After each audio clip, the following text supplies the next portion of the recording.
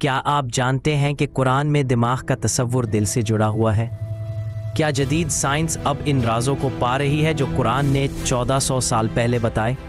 آج کی ویڈیو میں ہم دیکھیں گے کہ دماغ، شعور اور عقل کے بارے میں قرآن اور نیورو سائنس کیا کہتے ہیں اور ان کے بیچ کا حیرت انگیز تعلق۔ ویڈیو کو آخر تک دیکھیے گا کیونکہ آپ جانیں گے دماغ اور دل کی اصل روحانی حقیقت، قرآن اور جدید سائنس کا ربط، اور وہ حیران کن آیات جو انسان کے شعور، سوچ اور نیت کی بنیاد کو بے نقاب کرتی ہیں۔ انسان کا دماغ تقریباً 81 ارب نیورونز پر مشتمل ہوتا ہے۔ یہی دماغ سوچتا ہے، یاد رکھتا ہے، فیصلے کرتا ہے اور جذبات کو محسوس کرتا ہے۔ نیورو سائنس کہتا ہے کہ ہمارا دماغ 3 حصوں میں بٹا ہوتا ہے: ریپٹیلین برین بقا، رد عمل، لمبک سسٹم جذبات، نیو کورٹیکس منطق، زبان، شعور۔ لیکن دماغ صرف ایک بایولوجیکل آرگن نہیں، یہ انسان کے شعور، نیت اور ارادے کا مرکز بھی ہے۔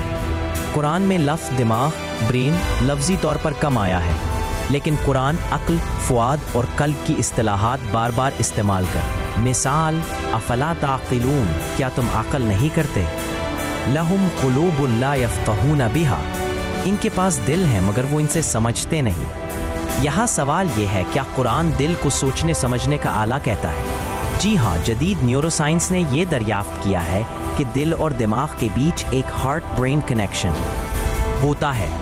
دل کی دھڑکن اور جذبات دماغ کو متاثر کرتے ہیں اور دماغ کی کیفیت دل کی رفتار بدلتی ہے۔ قرآن انسان کی شعور، نیت اور ارادے پر خاص زور دیتا ہے۔ انما الاعمال بالنیات، اعمال کا دار و مدار نیتوں پر ہے۔ جدید نیورو سائنس یہ بات مان چکی ہے کہ انٹینشن یا نیت کا تصور دماغ کے پری فرنٹل کورٹیکس سے جڑا ہوتا ہے، جہاں انسان منصوبہ بندی اور فیصلہ سازی کرتا ہے۔ قرآن کا زور نیت پر اور سائنس کا زور دماغ کی ایگزیکٹو فنکشننگ پر، دونوں ایک ہی بات کی طرف اشارہ کرتے ہیں۔ یہ آیت انسان کی سیکھنے، سوچنے اور تجزیہ کرنے کی قوت کو بیان کرتی ہے، جو نیورو سائنس کے مطابق دماغ کی اعلیٰ ترین قابلیت ہے۔ یہ ظاہر کرتا ہے کہ انسان کا دماغ سیکھنے اور تصور کرنے کے لیے خاص ڈیزائن کیا گیا ہے، جو جانوروں سے بالکل مختلف ہے۔ قرآن کہتا ہے کلا بل رانا علی قلوبہم ما کانوا یکسبون، ان کے دلوں پر زنگ چڑھ گیا ہے ان کے اعمال کی وجہ سے۔